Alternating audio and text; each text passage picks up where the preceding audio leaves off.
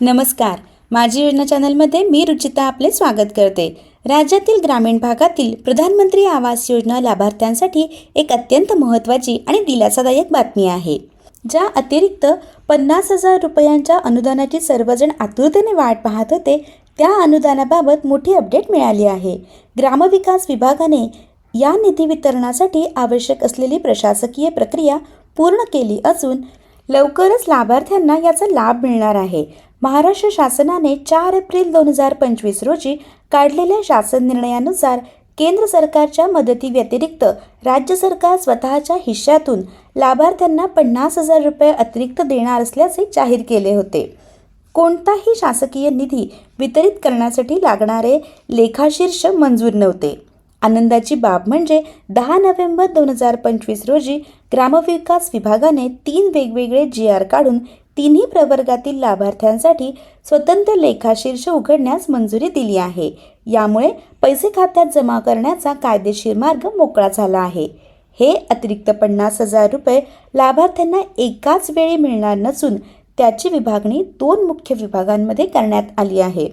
रुपये 35,000 घराच्या बांधकामासाठी मदत म्हणून टप्प्याटप्प्याने, रुपये 15,000 हे पूरक अनुदान असेल सोलर पॅनल बसवण्यासाठी.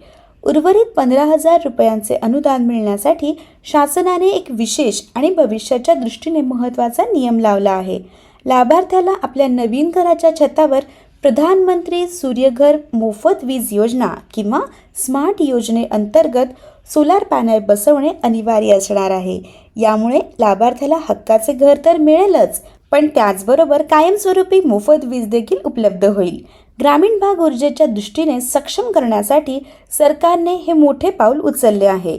लेखाशीर्ष तयार झाले असले तरी सध्या राज्यात आणि देशात निवडणुकांची आचारसंहिता लागू असल्याने थेट लाभ DBT प्रक्रियेवर निर्बंध आहेत.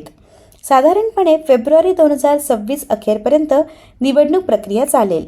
आचारसंहिता संपल्यानंतर वित्त विभाग निधीची तरतूद करेल. त्यामुळे लाभार्थ्यांच्या खात्यात प्रत्यक्ष अनुदान जमा होण्यास मार्च 2026 उजाडण्याची शक्यता आहे. लेखाशीर्ष मंजूर झाल्यामुळे 50,000 रुपयांच्या अतिरिक्त अनुदानाचा सर्वात मोठा अडथळा दूर झाला आहे.